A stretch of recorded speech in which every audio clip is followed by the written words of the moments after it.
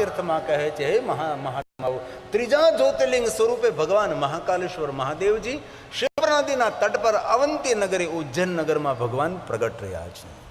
જે લિંગોથી ભરાયેલી નગરી છે, એક નહીં અનગ અગણિત ભગવાન મહાદેવના લિંગ સ્વરૂપો છે. ક્યારેય ઉજ્જૈન જવાનો અવસર મળે, 84 લિંગોની યાત્રા કરે, 84 મહાદેવની યાત્રા કરવાનો મહિમા છે. યાત્રા શા માટે? તો કે આપણી અંતિમ યાત્રા મંગલમય બને, તેથી આપણે બધી યાત્રાઓ કરીએ છીએ. વ્યસ્ત જીવનમાંથી સમય કાઢી, તમારી પાસે આરોગ્ય છે, પગ ચાલે છે, શરીર ચાલે છે, કાન સાંભળી શકે, આંખ જોઈ શકે છે, એ સમયમાં યાત્રા કરી લેવી જોઈએ છે. ઘણા લોકો આમ નામ પોતાનું જીવન વ્યતીત કરી દે, ન યાત્રા કરે, ન સત્કર્મ કરે, ન યજ્ઞ કરે, ન પૂજા કરે, ન કથા કીર્તન, ન સત્સંગ, ન ભજન, ન સેવા, આમ નામ જીવન પૂરું થાય. અને પછી તેની ઉત્તરાર્ધ અંત અવસ્થા આટલી તેની દુઃખિત હોય છે કે એના દુઃખો આપણે પણ ન શકીએ. તેથી આપણી અંતિમ અવસ્થાને મંગલમય બનાવવા માટે માણસે સ્થિર બનીને ભગવાન શિવનું ભજન કરવું, યાત્રાઓ કરવી, પૂજા અર્ચન દર્શન જેટલું થાય તેટલું સત્કર્મ કરવું. બાકી તો આપણે સૌ જાણીએ છીએ, આપણે દાદા પણ લઈ ગયા નથી અને આપણે પણ લઈ જવાના નથી. તેથી જે કાંઈ જેટલું થાય એટલું સત્કર્મનું પૂંજી એકત્ર કરવી જોઈએ. સુત પુરાણ જે પ્રયાગ તીર્થમાં કહે છે, હે મહાત્મા, ઉજ્જૈન નગરની અંદર એક મહાન શિવભક્ત રાજા થયા, ચંદ્રસેન. જીતેન્દ્રિય, જ્ઞાની, વિદ્વાન, સંતો, સાધુ, બ્રાહ્મણોનો આદર કરનારો રાજા છે અને ભગવાન મહાકાલેશ્વરને સમર્પિત છે. ઉજ્જૈન્યમ ભદ્રજા, ભદ્રજા એટલે મહાન રાજા, ભદ્રભાવ વાળો રાજા છે. ભદ્રજા એટલે ભદ્રભાવ. મારી પ્રજા સુખી કેવી રીતે રહે, મારી પ્રજાનું કલ્યાણ કેવી રીતે, જે રીતે હું રહું છું એ જ રીતે મારી પ્રજા રહેવી જોઈએ. રાજાને પ્રજા કોણે ખબર ના પડે, એવો ઉદાર દિલનો રાજા રાજા ચંદ્રસેન મહાદેવના પરમ ભક્ત થયા છે. ઉજ્જૈન નગરની અંદર વિક્રમાદિત્યનો તો અદ્ભુત મહિમા છે, ભર્તૃહરિનો અદ્ભુત મહિમા છે. ઉજ્જૈન નગર કોઈ સામાન્ય નગર નથી, દેવતાઓની તપસ્થલી છે, મહાકાલ વન છે ઉજ્જૈન નગર. અને ક્યારેક અવસર મળે તો રોકાવું જોઈએ ત્યાં. અત્યાર સુધીમાં મેં તો 4 મહાદેવના સાનિધ્યમાં કથા કરવાનો અવસર મળ્યો, 4 શિવ મહાપ્રણ કથા, 9 દિવસ હું 4 વખત રોકાણો છું, અનેક અગણિત ભક્તો સાથે. બાકી તો જીવન પલવારમાં પૂરું થવાનું છે, 70-80 વર્ષ જાતા કઈ વાર ન લાગે. પછી પગે ઢળડા છે અને જીવનમાં ઢળડા કરેલા યાદ આવશે. કાળું જીવન પૂરું થઈ ગયું, કાંઈ કર્યું નહીં, આમનામ વ્યતીત થયું. ન સેવા કરી, ન તપ કર્યું, ન દાન કર્યું, ન વ્રત કરીને, સાધના, ન ઉપાસના, અનુષ્ઠાન, ન સત્સંગ, ન કથા કીર્તન, ન ક્યારે હાથમાં માળા પકડી. શરમ આવવી જોઈએ. 8-8 70 વર્ષના થયા તો માળા કેવી રીતે કરવી આપણને આવડતું નથી. આપણી પરંપરાનું આપણને જ્ઞાન નથી. આપણી પરંપરામાં કે શીખાવો મને થતું. અને પહેલા લોકો તો પોતાના બાળકોને નાનપણથી એટલી ટ્રેનિંગ આપે ને એટલું જનૂન ભરી દે છે એના પોતાના ધર્મો પ્રત્યે. ન આવડે તો ઇલેક્ટ્રિકનો કરંટ આપે, પોતાના છોકરાઓને કરંટ આપે. કેટલા નિર્દય લોકો છે. ઘણું બધું તમને અહીંથી ન કહી શકું, હું કેવું ઘણું છે પણ નથી બોલવું, કારણ કે આપણે કાંઈ સુધરવાનું નથી, આપણે બોલવાનો શું ફાયદો છે. ઉજ્જૈન નગર અંદર મહાન રાજા, ભદ્રભાવવાળો રાજા થયો છે. એક શ્લોકમાં રાજાનું વર્ણન છે, કેવો ચંદ્રસેન રાજા થયો છે. ઉજ્જૈન્યામ ભદ્રજા, જેનો ભદ્ર ભાવ છે, પ્રજાપતિ કલ્યાણનો ભાવ છે, સૌને સુખી કરવાનો ભાવ છે. આવા રાજા ચંદ્રસેન. ચંદ્રસેન હવયો મહાન, કેવો રાજા છે. સર્વ શાસ્ત્રાર્થ તત્વજ્ઞ શિવ ભક્તો જીતેન્દ્રિય, શિવ ભક્તો જીતેન્દ્રિય. જીતેન્દ્ર ઇન્દ્રિયોને જીતીને બેઠો છે. ઇન્દ્રો પર સંયમ કે કેળવો છે. અને ભગવાન મહાદેવ મહાકાલેશ્વરના સાનિધ્યમાં રાજા નિરંતર મહાદેવની પૂજા કરવામાં રત રહે છે. નગરની પ્રજા સૌ સુખી છે. રાજા ચંદ્રસેન કહે છે, મહાદેવ, નિમિત્ત માત્ર ઉજ્જૈન નગરનો રાજા છું, બાકી તો ભગવાન મહાદેવ આપ ઉજ્જૈન નગરના રાજા છો. ઉજ્જૈનના મહારાજા મહાકાલેશ્વર છે. રાજા ચંદ્રસેન કહે છે, ભગવાન, જે કંઈ ઉજ્જૈન નગરમાં થઈ રહ્યું છે, કરતા હરતા સંહાર કરતા રક્ષા કરતા મહાદેવ આપ છો. નિરંતર ભગવાન મહાકાલેશ્વરના સાનિધ્યમાં બેસીને ભગવાન મહાકાલેશ્વરની ઉપાસનામાં રત રહેનારો રાજા છે. અને ચંદ્રસેન રાજાની શિવ ભક્તિના ફલ સ્વરૂપે ઉજ્જૈન નગરની અંદર સુખ સમૃદ્ધિની વૃદ્ધિ થાય છે. અને ધીમે ધીમે ઉજ્જૈન નગરના દિવસો એવા એવા છે કે ખબર પણ ન પડે કોણ રાજા ને કોણ પ્રજા. આવી નગરની શોભા વધવા લાગી છે.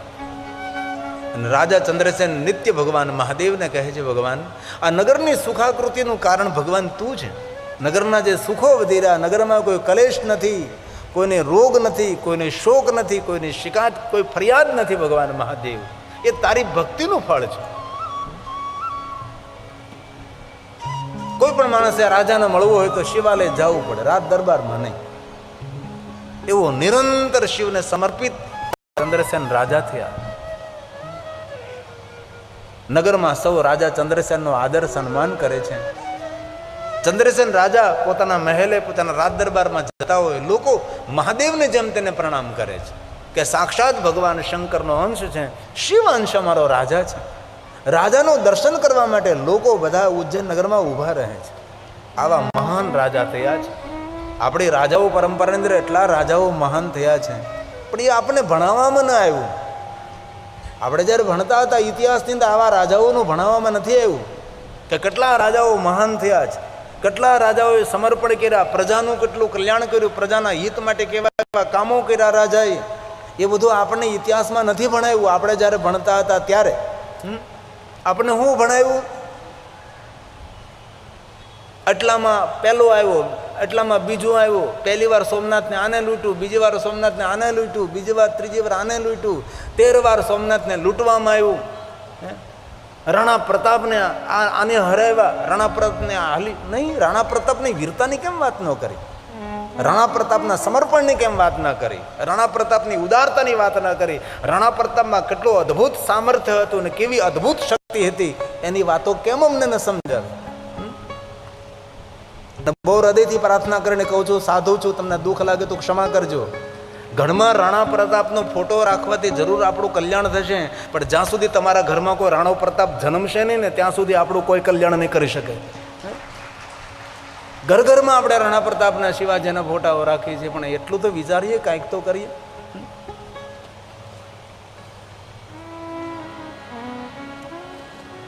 પૃથ્વીરાજ ચૌહાણ, એનો ઇતિહાસ ક્યારેક વાંચો.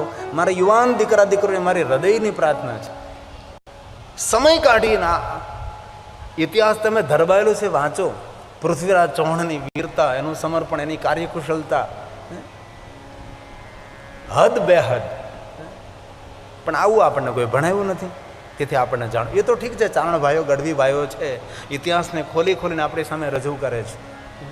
એ આપણા ગુજરાત પૂરતી આપણા ચારણો, આપણા ગઢવી ભાઈઓ કેવા ઇતિહાસો રજૂ કરે, કેવું સમર્પણ, કેવું બલિદાન, આપણી આંખો ભરાઈ જાય એવા ઇતિહાસો આપણે સામે રજૂ કરે છે. કેવા વીર રાજાઓ, કેટલા મહાન રાજાઓ થયા છે. એની મહાનતા, એની ઉદારતા, એની ભવ્યતા, એની દિવ્યતા, એમની રહેણી કહેણી, એમની ખાણીપીણી, એમની વ્યવહારિક બુદ્ધિ, પ્રજાને સુખ આપનારી તેની કુશળતા, એના વિશે આપણને ક્યાં ભણાવ્યું છે? આવા મહાન ચંદ્રસેન રાજા થયા છે કે રાજા નગરમાં વિચરણ કરવા માટે નીકળે, નગરના લોકો રાજાના પગની ધૂળ પોતાના મસ્તક ઉપર ચડાવે, રાજાનું દર્શન કરીને પોતાના જીવનને ધન્ય માને. મહાન રાજા ઉજ્જૈન નગરમાં ચંદ્રસેન થયા છે. એક દિન સવારનો સમય હતો. રાજા ચંદ્રસેન શિવાલયમાં બેઠા બેઠા ભગવાન શિવનું પૂજન કરતા હતા. ગામની એક ગોવાલણ, જે મહાદેવની પરમ ભક્ત હતી, ગાયો ચરાવનારી, ગાયોનું પાલન કરનારી, આ ગોવાલણ પોતાના નાનકડા દીકરા શ્રીકરને આંગળી પકડી અને સાથે મહાદેવનું દર્શન કરવા લઈ જાય છે. અને ખૂબ મારી માતાઓને પ્રાર્થના, તમારા બાળકોને શિવાલય લઈ જાઓ, રામજી મંદિરે લઈ જાઓ, દર્શન કેવી રીતે કરાય, પગે કેવી રીતે લગાય, પ્રણામ કેવી રીતે કરાય, પ્રાર્થના કઈ રીતે કરાય, કઈ રીતે સ્તુતિ કરાય, કઈ રીતે ભગવાનને યાદ કરાય, કઈ રીતે પ્રભુ પ્રાર્થના કરાય, કઈ રીતે યજ્ઞો કરાય, આ બધું આપણા બાળકોને આપણે આપવું પડશે. અવસર તો નહીં મળે આપણને, પણ ક્યારેક જો કોઈ પ્રવેશિત પ્રતિબંધ છે ત્યાં તમને જવા જ ન મળે. આપણા ભારત દેશની અંદર રહેલા મદ્રેસાઓની અંદર તેના બાળકોને કઈ રીતે ટ્રેનિંગ આપવામાં આવે છે. આપણને તો ત્યાં પ્રવેશ નિષેધ છે, પણ કઈ રીતે તેના બાળકોને ટ્રેનિંગ આપે છે એ આપણા સુધી પહોંચતું જ નથી ને. પણ દુઃખદ છે, કેટલું ધર્મ જનૂન ભરવામાં આવે છે. રોજ ગોવાલણ પોતાના બાળક શ્રીકરને મહાકાલેશ્વર લઈ જાય છે. માં જેવી રીતે દર્શન કરી રીતે શ્રીકર નામનો ગોવાળ મહાદેવનું દર્શન કરે છે. માં જેવી રીતે પગે લાગેલી ત્યારે શ્રીકર મહાદેવને પ્રણામ કરે છે. માની આંગળી પકડીને ભગવાન મહાકાલેશ્વરને પરિક્રમા કરે છે, શિવાલયની પરિક્રમા કરે છે. માં જેવી રીતે મહાદેવ સાથે પ્રાર્થના કરી રીતે શ્રીકર પણ માને જોઈ જોઈને પ્રાર્થના કરે છે. અને શિવાલયમાંથી કઈ અવાજ બહાર આવી રહ્યો છે. શ્રીકર નામના ગોવાળે પૂછ્યું કે માં, અંદરથી અવાજ કોનો આવે છે? ત્યારે ગોવાલણે કહ્યું કે બેટા શ્રીકર, આપણા નગરના રાજા છે ને ચંદ્રસેન, એ ભગવાન મહાકાલેશ્વરના પરમ ભક્ત છે. તેથી મહાકાલેશ્વર મહાદેવના શિવાલયમાં બેસીને નિરંતર મહાકાલેશ્વર મહાદેવની સ્તુતિ કરે છે. અને સાંભળ બેટા શ્રીકર, આપણું નગર એટલું બધું સુખી સંપન્ન છે, સૌનું આરોગ્ય છે, કોઈના જીવનમાં કલેશ નથી, કોઈના જીવનમાં દુઃખ નહીં, આ નગરમાં કોઈ પ્રત્યે રાગ દ્વેષ ઈર્ષા કે વેરવૃત્તિ નથી. એવું આ દિવ્ય નગર છે, સ્વર્ગ કરતાં પણ સુંદર આપણું ઉજ્જૈન નગર છે. અને ઉજ્જૈન નગરની દિવ્યતા, ભવ્યતા, સુંદરતા એ આપણા રાજા ચંદ્રસેનની શિવ ભક્તિનું ફળ છે. આ માતા ગોવાલણ પોતાના બાળક શ્રીકરને સમજાવે છે કે બેટા, આ મહાદેવની ભક્તિ કરે છે ને આપણો રાજા, તેથી આપણે સૌ બહુ સુખી છીએ. આ શિવ ભક્તિનું ફળ છે બેટા. મહાદેવની ભક્તિ કરવાથી ભગવાન મહાદેવ બધી જ કામનાઓ પૂર્ણ કરે. એમાં સાચે બધી જ કામનાઓ પૂર્ણ કરે. હા બેટા, ધન નિર્ધન કો દેત સદાઈ, નિર્ધન લોકોને ધન આપે. પુત્ર હિણકર ઈચ્છા કોઈ બેટા. વિદ્યાર્થી લબદે વિદ્યાધનાર્થી લબદે ધનમ, પુત્રાંથી લબદે પુત્રાન. જેના મનમાં જે કામના હોય બધી જ કામનાઓ ભગવાન મહાકાલેશ્વર પૂર્ણ કરે. બેટા શ્રીકર સાંભળ, જો સાચા હૃદયથી મહાદેવની ભક્તિ કરીએ ને, ભગવાન મહાદેવ દર્શન પણ આપે છે. એમાં સાચે ભગવાન મહાદેવ દર્શન આપે. તો ભગવાન મહાદેવ દર્શન આપે ત્યારે ભગવાન મહાદેવ કેવા હોય? ત્યારે આ માતા ગોવાલણ પોતાના પુત્ર શ્રીકરની આગળ મહાદેવના રૂપનું વર્ણન કરે છે. જટા, ભાલચંદ્ર, ત્રિનેત્ર, ગંગધારા, પન્નગ ભૂષણમ, સર્પોને ધારણ કરેલા, ત્રિશુલ અને ડમરુ, મૃગચર્મ, અંગ પર ભસ્માંગ, આવા ભગવાન મહાદેવ છે. આવા ભગવાન મહાદેવનું સુંદર રૂપ છે, પ્રસન્ન મુખમુદ્રા છે અને ઉદારતામાં શ્રેષ્ઠ છે. મહાદેવની પાસે કોઈ માગનાર બોલે બેટા શ્રીકર, ભગવાન શંકરજી જો સાચી ભક્તિ હોય તો ભગવાન મહાદેવ મળે બેટા, અને ભક્તો તેની સાથે મળે. એ બેટા ખરેખર આ બેટા મળે. અને શ્રીકરને માની વાત દિલમાં સ્થિર થઈ ગઈ છે અને શ્રીકર નામનો ગોવાળ મહાદેવનો પરમ ભક્ત બને છે. અને માએ શિવ ભક્તિનું સુંદર માર્ગદર્શન કર્યું. બેટા, મહાદેવની ભક્તિ કરવાથી ભાવ પેરો ઠળે. બેટા રોજ માની સાથે શ્રીકર નામનો ગોવાળ મહાદેવનું દર્શન કરવા આવે છે. સમય જવા લાગ્યો, કિશોર અવસ્થામાં પ્રવેશ કર્યો. હવે શ્રીકર મોટો થયો છે. માં કહે બેટા, મારી આંગળી છોડતું, હવે તું સ્વતંત્ર તારો જીવન જીવ. અને બેટા, આપણે તો ગાયોના સેવક છીએ, ગોવાળ છીએ. ગાયોની સેવા કરવી એ જ આપણું કર્તવ્ય છે. બેટા આલે આ લાકડી અને આ ભાતું, જા બેટા ગાયોને ચરાવવા માટે જંગલમાં જા. બેટા ગાયોને પેટ ભરાવી અને સાંજે લાવજે બેટા, ઘાસ સારો ખવડાવજે, ખૂબ ગાયોની સેવા કરજે, સંભાળ રાખજે ગાયોને. ભલેમાં ગોવાળ છું, ગાયો ચરાવવા જાઉં છું. હાથમાં લાકડી લીધી છે અને શ્રીકર નામનો ગોવાળ શિપ્રનદીના તટ પર ગાયોને ચરાવે છે. ગાયો બધી સુંદર સુંદર ઘાસ ખાય છે. એક દિવસ ગયો, 2 દિવસ ગયો, પણ મહાદેવનું દર્શન કરવા માટે મહાકાલેશ્વર જવાતું નથી. શ્રીકરને ગોવાળને ગમતું નથી. એકવાર મહાદેવની ભક્તિ લાગી જાય ને તમે એક આદત પાડો કે રોજ જ્યાં સુધી નહીં જાઓ ત્યાં સુધી અધૂરું હોય એવું લાગે. શ્રીકરને લાગવા લાગ્યું કંઈક જીવનમાં ઘટે છે, અધૂરું છે. એક દિન ગાયો ચરાવવા ગયો હતો. ગાયો બધી ઘાસ ખાતી હતી. શિપ્રા નદીના કિનારે શ્રીકર નામનો ગોવાળ બેઠો હતો. ધીરે ધીરે શિપ્રા નદીનો જલપ્રવાહ વહી રહ્યો હતો અને નજર કરે છે જલમાં અને વિચાર આવ્યો કરે આ જલમાં તો લિંગરૂપ દેખાય છે. શિપ્રા નદીના જલમાં ઉતરે છે અને લિંગ જેવો સુંદર ગોલાકાર એક પાષાણ લઈને આવે છે અને શિપ્રા નદીના કિનારે આ શ્રીકૃષ્ણ નામનો ગોવાળ પોતાના કરકમલોથી સ્થાપિત કરે છે અને કહે છે, ભગવાન રોજ મહાકાલેશ્વર તો નથી અવાતો મારાથી.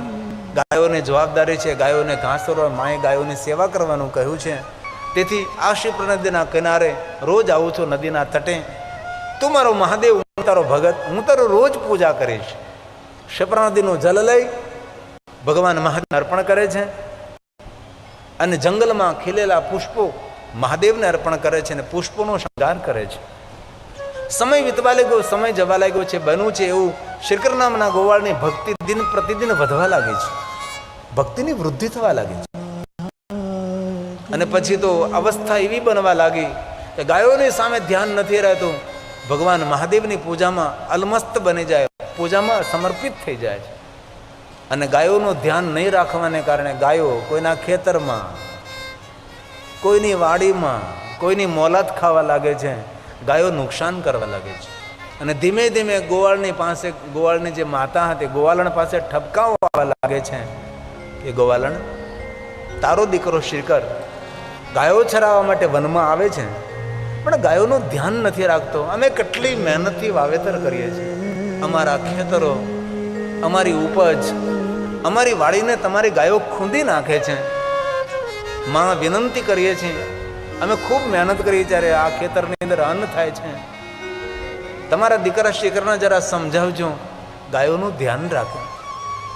ભલે શ્રીકર સાંજે ગાયો ચરાવીને આવે છે અને માં પોતાના ગોવાળને કહે છે, બેટા દીકરા શ્રીકર, ગાયોનું ધ્યાન રાખવાનું હોય છે. આપણી જેવી રીતે આજીવિકા આપણી ગાયો છે, એવી રીતે ખેડૂતોની આજીવિકા તેનું ખેતર છે. ખેડૂત કેટલી મહેનત કરે છે ત્યારે બેટા શ્રીકર અન્ન ઉપાર્જન થાય છે અને અન્ન ઉપાર્જન થાય ત્યારે આપણા સૌનું પોષણ થાય છે. બેટા ખેડૂતોનો યજ્ઞકુંડ છે, ખેડૂતોનું મંદિર છે ખેતર, અને આપણી ગયો તેના ખેતરમાં પડે, તેની મોલાત ખાઈ જાય, તેનો પાક તેની વાડીને છિન્ન ભિન્ન ઉખેડી નાખે. બેટા પાપ લાગે, આપણને ખેડૂતોનો નિહાપો લાગે. બેટા કોઈ ખેડૂતનું ખેતર હોય, ખેડૂતને પૂછ્યા વગર એમાંથી એક ઘાસનું તણખું પણ ના લેવાય બેટા. અને જો ઘાસનું તણખું લઈએ તો પણ બેટા આપણે દંડ ભોગવવા પડે, કારણ કે ખેતરમાં ખેડૂતનો અધિકાર છે. જે ખેડૂત ખેતરનો માલિક છે તેને પૂછ્યા વગર બેટા કોઈના ખેતરમાં પગ પણ ન મૂકો. આ માં ગોવાલણ પોતાના દીકરાને શિખામણ આપે છે, આવી રીતે સંસ્કાર આપે છે, બેટા કોઈનું લેવાય નહીં, બેટા કોઈનું નુકસાન ન કરે. ભલે માં હું ધ્યાન રાખીશ, હવે આવું નહીં થવા દો. બીજી દિવસે ગાયો ચરાવવા માટે ગયો છે પણ મહાદેવની પૂજા કરવા બેસો એટલે ગાયોને ભૂલી ગયો અને ગાયો બધી કોઈના ખેતરમાં, કોઈની વાડીઓમાં જવા લાગ્યા. ફરી પાછા ખેડૂતો ભેગા થઈને આવે, માં હવે થાકી ગયા અમે, તારો દીકરો ગાયો ચરાવવા આવે છે પણ ગાયોનું ધ્યાન નથી રાખતો, બહુ જ વાડીમાં ખેતરમાં નુકસાન કરે છે આપની ગાયો, માં તારા દીકરાને સમજાવને. વળી પાછી માં કહે છે, બેટા શ્રીકર શું કરે છે તું, ગાયોનું ધ્યાન કેમ નથી તું રાખતો? બેટા સાંભળ, બહુ પાપ લાગે બેટા, દંડ ભોગવવો પડે. ત્યારે હવે આ માં પોતાના દીકરા શ્રીકરને દ્રષ્ટાંત આપીને સમજાવે છે. આપણી માતાઓ આપણે વાર્તાઓ સંભળાવતી હતી. ખુલ્લા આકાશમાં ખાટલો પાથરીને સૂતા હતા, ગાડલા તો હતા નહીં, ગોદડા પાથરીને સૂતા હતા, આકાશના તારાઓને ગણતા હતા અને માં માથા પર હાથ ફેરવતી હતી અને માં વાર્તા કહેતી હતી. અને વાર્તાઓ કેવી હતી? તે વાર્તામાંથી કાંઈ માર્ગદર્શન મળે, પોતાના બાળકને કાંઈ સૂઝ અને સમજણ મળે. માતા ગોવાળાને કહે છે, બેટા શ્રીકર સાંભળ, જો કોઈના ખેતરની અંદર આપણે પગ મૂકી કોઈના ખેતરમાંથી કાંઈ લઈને કોઈના ખેતરને નુકસાન કરીએ બેટા, હું તને સરસ એક વાર્તા સંભળાવું છું. ગોવાળાને કહે છે, શ્રીકર એકવાર શિવ અને પાર્વતી નંદી પર સવાર થઈને વિચરણ કરવા નીકળ્યા. જ્યારે પાર્વતી મહાદેવને પૂછે છે કે મહાદેવ, આ ખેતર ને આ વાડી ને આ મોલાત ને આ તીર્થ ને નદી ને સમંદર ને ખૂબ મોટું વિચરણ કર્યું છે. એમાં એવું થયું શ્રીકર કે ભગવાન શિવ અને પાર્વતી નંદી પર બેસીને જતા હતા અને કોઈ ખેડૂતનું એક ખેતર આવ્યું અને ખેતરમાં એક બાજરાનું મોટું ડુંડું. પાર્વતી એમ થયું કે કેટલો સુંદર બાજરો છે. નંદી પરથી નીચે ઉતરી મહાદેવને પૂછવું પણ નહીં, દોડતી દોડતી પાર્વતી ખેતરમાં ગઈ છે અને બાજરાનું એક ડુંડું કાપીને લાવે છે અને મહાદેવને દેખાડે. લ્યો મહાદેવ, કેટલો સુંદર બાજરો, જુઓ તો ખરા, કેટલો સુંદર બાજરો છે, કેટલું સુંદર આ ડુંડું ખીલી ગયું છે. ભગવાન શંકરજીએ કહ્યું, પાર્વતી તમે ભૂલ કરી છે. કઈ ભૂલ? એ ખેતરમાં તમે બાજરાનું ડુંડું ભાંગીને લાવ્યા છો. એ ખેતરના માલિક ખેડૂતની આજ્ઞા લીધી તમે નહીં? તો હવે એક કામ કરો પાર્વતીજી, હું કૈલાસ જાઉં છું અને તમે 1 વર્ષ સુધી એ ખેડૂતના ખેતરમાં કામ કરો. ડુંડામાં દાણા કેટલા છે ગણો, 360. તો 1 વર્ષ સુધી તમે ખેતરમાં કામ કરો અને પછી આવજો. કે તમે ખેડૂતને પૂછ્યા વગર એ ખેતરમાંથી ત્યાં અન્ન લીધું છે તમે. ગોવાળને કહે છે કે બેટા, સ્વયં શંકર ભગવાને પોતાના પત્ની પાર્વતી પણ દંડ આપે છે, કારણ કે પાર્વતી ખેડૂતને પૂછ્યા વગર તેમાંથી એક બાજરાનું ડુંડું લઈ આવ્યા છે.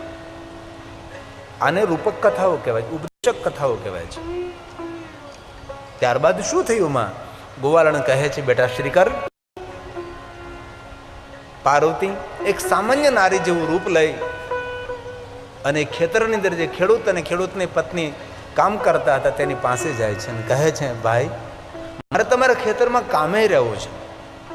જ્યારે ખેડૂત અને તેની પત્ની કહે છે, બહેન અમે કોઈને કામે નથી રાખતા, અમે પોતે જ મહેનત કરીએ છીએ અને પોતે અમે ખેતરમાં કામ કરીને જે ઉપજ આવે એમાં સંતોષ રાખીએ છીએ અને જે આવે તેમાં ગુજરાન ભરણ પોષણ કરીએ છીએ, એમાંથી દાન કરીએ છીએ, સેવા કરીએ છીએ, ઘણું બધું તેમાંથી કરીએ છીએ અમે, કારણ કે ભગવાન બધું આપે છે. બેન અમે કોઈને કામે નથી રાખતા. પણ બેન તમારું નામ શું છે? ત્યારે કહે છે કે મારું નામ ઉમાબેન છે, પણ મને મજૂરી નથી જોતી, મને કંઈ તેના બધા વળતર નથી જોતું, મને તો પેટવડીએ કામે રહેવું છે. મને રહેવાની વ્યવસ્થા અને ભોજનની વ્યવસ્થા કરજો, હું અહીંયા રહીશ અને તમારા ખેતરમાં કામ કરીશ.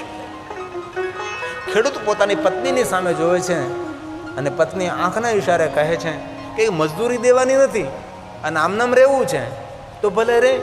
ખેડૂત કહે છે કે ખરેખર તો જોવામાં તો કોઈ સારા ઘરના બહેન લાગે છે, પણ ખેડૂતને ખબર નથી સારા ઘરના નથી, શિવજીના ઘરના છે. પણ ખેડૂતને શું ખબર કે આ કોણ છે? અને ઉમાબેન આ ખેડૂતના ખેતરમાં કામ કરવા રોકાય છે. 1 દિવસ કામ કર્યું છે, બીજે દિવસે કામ કર્યું છે. ખેડૂતની પત્ની કહે છે, આ બહેન તો બહુ સજ્જન અને સારા માણસ છે. ખબર નથી ખેડૂતને ખેડૂતની પત્નીને કે સાક્ષાત ભવાની માતા પાર્વતી છે, એ ભૂલ કરી છે તેનું વળતર આપવા માટે આવે છે. ઉમાબેનને કહે છે, ઉમાબેન તમે અમારી સાથે રહો, અમારી સાથે તમે ભોજન કરો, અમારી સાથે રહો. અને ઉમાબેન આ ખેડૂત અને તેની પત્નીની સાથે રહેવા લાગ્યા છે. જેટલું થાય તેટલું કામ કરે છે, સાથે રહે છે. દિવસો વીતવા લાગ્યા છે, ધીમે ધીમે વર્ષ પૂરું થવા લાગ્યું છે. અને ગામની અંદર એક સંઘ હરિદ્વાર જતો હતો. ગામની એક મીટિંગ હતી, સભા મળી હતી અને સભામાં નિર્ણય લેવાનો છે, ભાઈ આપણું ગામના જે લોકો હરિદ્વાર ગંગા સ્નાન કરવા નથી ગયા તેને આપણે ગંગા સ્નાન કરવા બધાએ જવું છે. તો જેને જેને આવવું હોય એ પોતે પોતે નામની યાદી આપે. ખેડૂત અને તેની પત્ની ઘરે મંત્રણા કરવા લાગ્યા છે કે આખું ગામ ગંગા સ્નાન માટે જઈ રહ્યું છે, આપણે તો કઈ રીતે જઈ શકીએ? આટલી મોટી ખેતરની જવાબદારી છે, નાના માણસ છે. પણ ખેડૂતની પત્ની કહે છે કે તમે ઉમાબાને પૂછો, ઉમાબા જો થોડા સમય માટે સંભાળે આપણું ખેતર વાડે ઘર, બહુ ડાયા માણસ, સારા ઘરના સજ્જન છે, ભરોસો ને વિશ્વાસ મૂકવા જેવા છે, તો આપણે બધું સોંપીને જતા રહીએ અને આપણે ગંગા સ્નાન કરવાનો અવસર મળે. ખેડૂતને તેની પત્નીએ પૂછ્યું કે ઉમાબેન, ગામના ઘણા બધા ગંગા સ્નાન કરવા હરિદ્વાર માટે જાય છે, અમારે પણ જવું છે, તો આપ જો ખેતર વાડી ના બધું સંભાળી લ્યો તો અમે લોકો ગંગા સ્નાન કરવા માટે જઈએ. ઉમાબેન કહે, તમને જો મારા પર ભરોસો અને વિશ્વાસ હોય તો મને કઈ વાંધો નથી, હું સંભાળીશ, તમે તારા ગંગા સ્નાન કરવા હરિદ્વાર માટે જાઓ. ખેડૂત અને તેની પત્ની ખૂબ રાજી થયા છે, બધું ભાતું તૈયાર કર્યું છે, સામગ્રી તૈયાર કરી છે, હરિદ્વાર જવા માટે તૈયાર થયા છે. અને જતા જતા ખેડૂત અને તેની પત્ની ઉમાબેનને પૂછે છે, ઉમાબેન, અમે હરિદ્વાર જઈએ છીએ ગંગા સ્નાન માટે, તમારે કંઈ હરિદ્વારથી લાવવું છે તો અમે તમારા માટે કંઈ પ્રસાદ સ્વરૂપે હરિદ્વારથી લેતા આવીએ. ત્યારે ઉમાબેન કહે છે, ભાઈ ખેડૂત, મારે કાંઈ લાવવું તો નથી, પણ મારે કાંઈ મોકલવું છે. અરે મોકલવું છે તમારે? શું મોકલવું છે? હાથમાંથી સોનાનું કંકણ કાઢી અને ઉમાબેન ખેડૂતને તેની પત્નીને આપે છે. લ્યો, આ ગંગામાને કહેજો કે સોનાનું કંકણ છે, એ ગંગામાને કહેજો કે ઉમાબેને મોકલું છે. ભલે બેન, કાંઈ વાંધો નહીં. અને આ મારી ચૂંદડી છે, અને ગંગામાને કહેજો કે ઉમાબેને તમારા માટે ચૂંદડી મોકલાવે છે. ભલે ઉમાબેન, અમે જઈએ છીએ યાત્રા કરવા માટે. ખેડૂતોને તેની પત્ની યાત્રા કરવા માટે ગયા છે હરિદ્વાર. સૌ સંઘ સાથે છે, સૌએ ગંગા સ્નાન કર્યું છે. ખેડૂતોને તેની પત્નીએ પણ ગંગા સ્નાન કર્યું છે. ગંગા સ્નાન કર્યા પછી યાદ આવ્યું કે રે, આપણા ખેતરમાં ને આપણા ઘરમાં કામ કરનારો ઉમાબેને સુંદર ચૂંદડી અને સોનાનું કંકણ ગંગામાં માટે મોકલ્યું છે, તેથી આપણે ગંગામાને આપવાનું છે. ગંગાને કિનારે ઉભા રહીને ખેડૂત અને તેની પત્ની ગંગામાને કહે છે, હે ગંગા મૈયા, ખબર નથી કોણ છે, પણ જ્યારથી અમારા ઘરમાં અમારા ખેતરમાં આવ્યા છે ઉમાબેન નામના બેન, ત્યારથી અમારા વળતા દિવસો થયા છે, અમારા ખેતરની અંદર ઉપજ વધી છે, અમારા જીવનમાં સુખ શાંતિ વધી છે, અમારા સારા દિવસો આવ્યા છે. કોઈ પુણ્યવાન કોઈ ઉમાબેન છે, કોણ છે અમને ખબર નથી, ક્યાંથી આવ્યા એ અમને ખબર નથી, પણ અમારા ખેતરમાં અમારા ઘરમાં કામ કરનારા ઉમાબેને તમારા માટે ચૂંદડી અને સોનાનું કંકણ મોકલું છે. ગંગા મૈયા, આપ સ્વીકારો. ખેડૂત અને ખેડૂતની પત્ની તો સ્વાભાવિક એ ચૂંદડી અને સોનાનું કંકણ આમ ગંગામાં પધરાવવાની તૈયારી કરે છે. તો ગંગાના જલ પ્રવાહમાંથી સોનાના કંકણવાળા બે હાથ નીકળે છે અને હાથ સાથે ચૂંદડી અને સોનાનું કંકણ ગ્રહણ કરે છે. ખેડૂત અને તેની પત્ની જોતા રહ્યા કે આ શું? ગંગાના જલ પ્રવાહમાંથી સોનાના કંકણ પડેલા બે હાથ નીકળે, અથવા તો ચૂંદડીનો સ્વીકાર કરે અને સોનાના કંકણનો સ્વીકાર કરે.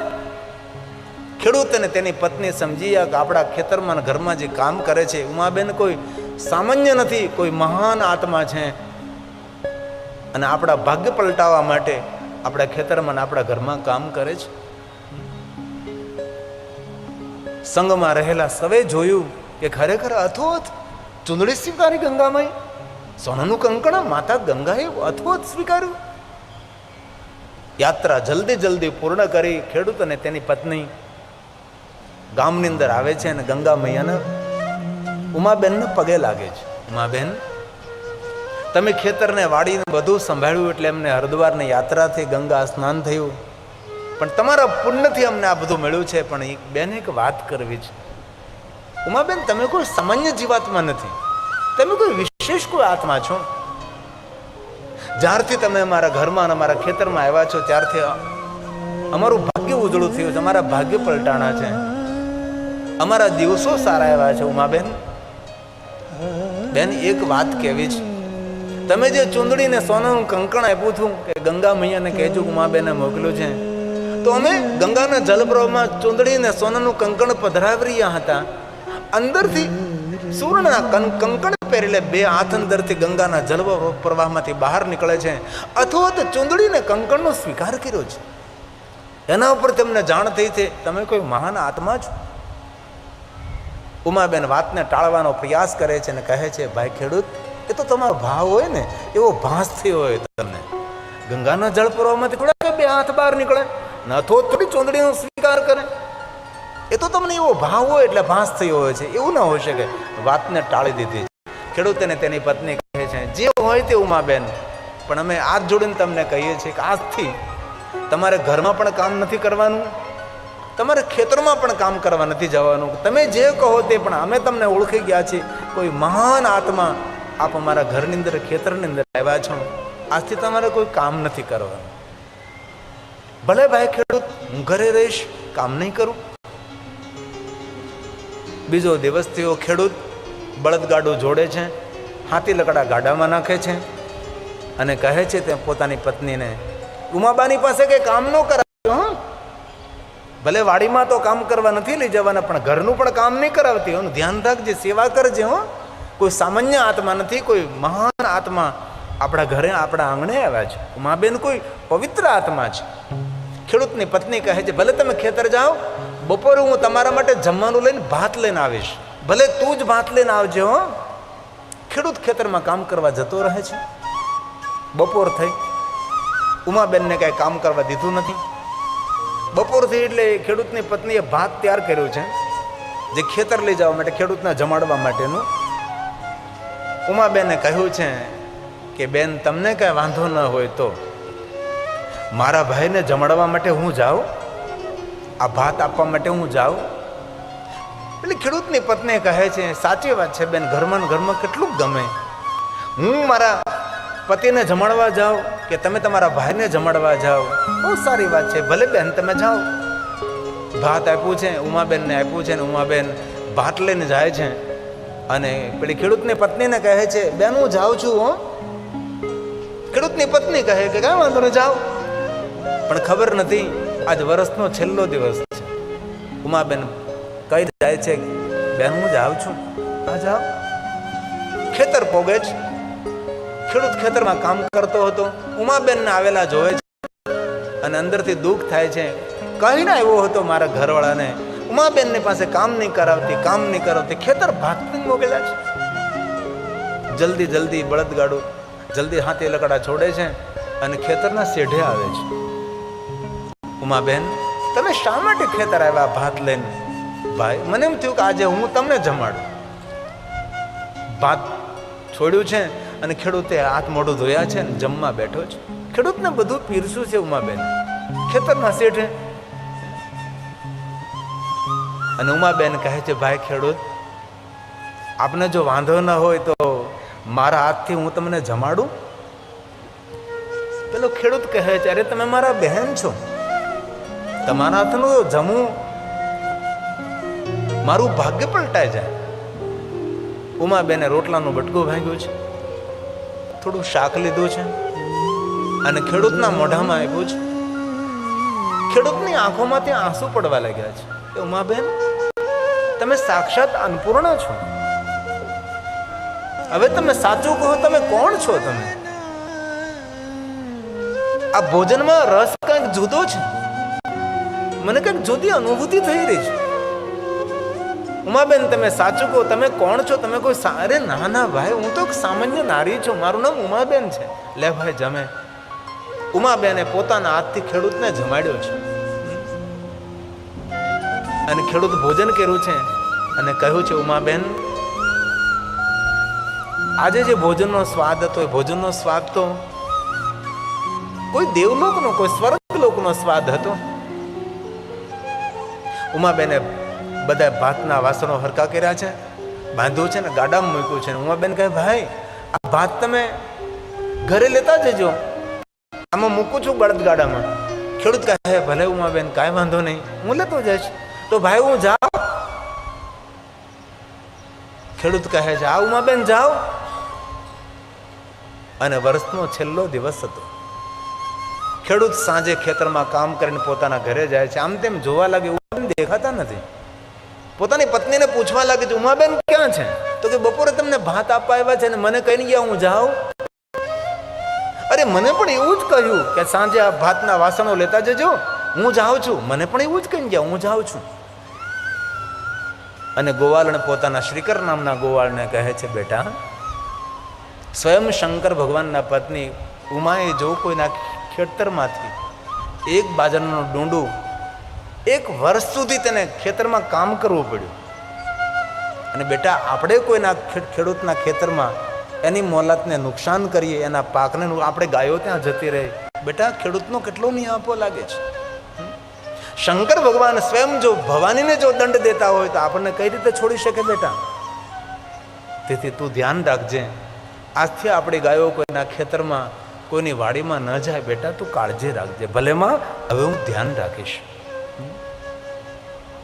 અને આ શ્રીકર નામનો ગોવાળ ગાયો ચરાવવા માટે જાય છે જંગલમાં, પણ એની માનસિકતા બનેલી હતી કે જ્યારે શિવની પૂજા કરવા બેસે ત્યારે રત બની જાય, ગાયો ભૂલી જાય છે.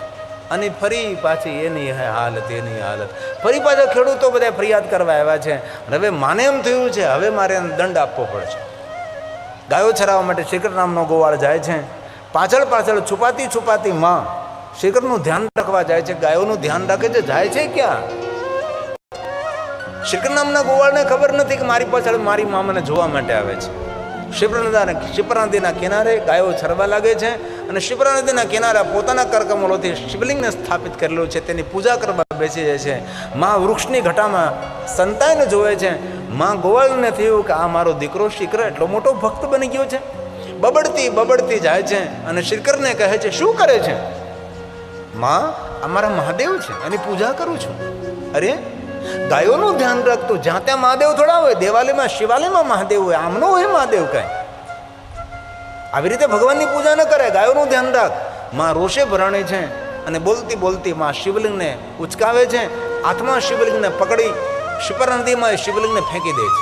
જલપ્રવાહમાં શિવલિંગ નીચે પડે છે. શ્રીકર નામના ગોવાળને દુઃખ થાય છે કે મારા મહાદેવને જલના પ્રવાહની અંદર ફેંકી દીધા. મારું શિવલિંગ પૂજાનું હતું, મારી માએ જલ પ્રવાહમાં વહેતું કરી દીધું. માં બબડતી બોલતી જતી રહે છે. ગાયોનું ધ્યાન રાખજે. ખેડૂતોની ફરિયાદો આવે છે, રોજ ફરિયાદો સાંભળવી પડે છે. મોટો ભગત થઈ ગયો છે, નહીં બોલવા જેવા શબ્દો. ગોવાળને બોલતી જતી રહે છે. પણ શ્રીકરને ખૂબ દુઃખ થયું છે કે રોજ જે શિવલિંગની પૂજા કરતો તો શિવલિંગ મારી માએ નદીમાં ફેંકી દીધું છે. હાથ જોડીને ભગવાન મહાદેવને કહેવા લાગે છે, હે મહાદેવ, હું તો ગાયો ચરાવતો ગોવાળ છું. ન જાનામિ યોગમ જપમ નિવ પૂજા ન તો હમ સદા સર્વદા શંભૂતભ્યમ. મને કાંઈ ખબર નથી પડતી મહાદેવ. મંત્રહીનમ ક્રિયાહીનમ ભક્તિહીનમ સુરેશ્વર, હે ઈશ્વર, હું કાંઈ જાણતો નથી. પણ મારું જે પૂજાનું શિવલિંગ હતું, મારી માએ આ જલપ્રવાહ ફેંકી દીધું. એ જલપ્રવાહમાં કેવી રીતે હું નીચે જાઉં? કેવી રીતે આ શિવલિંગ ત્યાંથી ઉઠાવું? ભગવાન, મારું શિવલિંગ પૂજાનું જતું રહ્યું છે. પણ હે મહાદેવ, જે થયું તે થયું, પણ મારી માને તો દંડ નહીં આપતો. મારી માને ક્ષમા કરજે તું. મારી માં બહુ જ ભોળી છે. મને બોલે ખરી, બોલવા ન દે, મને મારે ખરી, કોઈનો માર ખાવા ન દે, એવી મારી માતા ગોવાળણ છે. પોતાની મા માટે ભળો ને ભોલો ગોવાળ ભગવાન મહાદેવને પ્રાર્થના કરે છે. અને ગોવાળની પ્રાર્થનાથી મહાદેવની પ્રસન્નતા ઉતરે છે. અને ભગવાન સ્વયં શિવજી શિપ્રા નદીના જલપ્રવાહમાંથી ભગવાન મહાદેવ શિવલિંગ લઈને બહાર આવે છે. બેટા શ્રીકર, લે આ તારું શિવલિંગ. તારી માતાએ જે જલપ્રવાહમાં ફેંકી દીધું હતું ને, એ જ આ શિવલિંગ છે. લે બેટા, સ્વીકાર. શ્રીકર નામનો ગોવાળ કહે છે, તમે કોણ છો? ભગવાન સ્વયં શિવ કહે છે, બેટા, જેની તું ભક્તિ કરે છે ને, એ જ હું મહાદેવ છું. તારા જેવા ભલા અને ભોળા ભક્તો પર હું જો પ્રસન્ન ન થાવ તો મને દુનિયા ભોળાનાથ કઈ રીતે કહી શકે? બેટા, મને મારા ભક્તો ભોળાનાથ કહે છે. હું પોતે ભોળો નથી, પણ ભોળા અને ભલા જે મારા ભક્તો છે, જેનું જીવન ભલમંચાઈથી ભરેલું છે, જેનું જીવન ભોળપણથી ભરેલું છે, એનો હું ભગવાન છું બેટા. તેથી મને લાડકા નામ તરીકે કહે છે ભોળાનાથ. બેટા, તારા જેવા ભોળા અને ભલા ભક્તો પર હું હંમેશા પ્રસન્ન રહું છું. લે બેટા, શિવલિંગનો સ્વીકાર કરતો. શ્રીકરે શિવલિંગનો સ્વીકાર કર્યો છે. અને ભગવાન શિવે કહ્યું છે કે હે શ્રીકર ગોવાળ, તારા મનમાં જે કાંઈ વચન તારે વરદાન માગવું હોય મારી પાસે માગી શકે છે બેટા. શ્રીકર નામનો ગોવાળ કહે, મહાદેવ, મને માગતા ન આવડે. તમારે જે આપવું હોય વરદાન મને આપી દો. હું તો અભણ ગાયો ચરાવતો ગોવાળ, શું માગવું એમને ખબર ન પડે. તમને એવું લાગતું હોય કે મને કંઈ આપવા જેવું હોય એવું મને વરદાન આપી દો. હું તમારી બધી શું માગું? હું તમારી પાસે કાંઈ માગું ભગવાન, અને એમાં મારું હિત, એમાં મારું કલ્યાણ ન હોય, અને ભગવાન મારું હિત ન થાય ને અહિત થાય એના કરતાં ભગવાન સર્વ વસ્તુને જાણનાર છો, તમે મને જે આપવું એ આપો. ભગવાન શંકર કહે ને તું જે માગે એ તને આપો.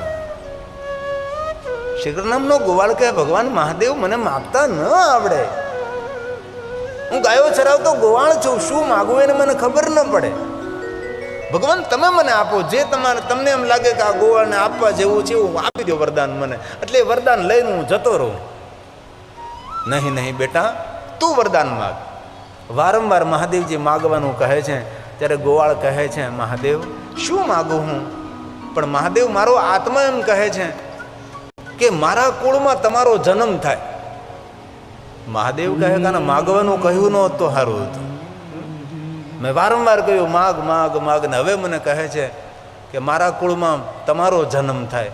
હવે હું અજન્મા, હું જન્મ લઉં નહીં, પ્રગટ થાવ, કઈ રીતે થઈ શકે? ત્યારે ભગવાન મહાદેવ કહે છે બેટા ગોવાળ, હું તો અજન્મા છું, તારા કુળમાં મારો જન્મ કેવી રીતે થાય બેટા? પણ હું તને વરદાન આપું છું બેટા, આવતા સમયની અંદર 8મી પેઢીએ બેટા નંદ થશે અને સ્વયં ભગવાન વિષ્ણુજી તારા કુળમાં પ્રગટ થશે.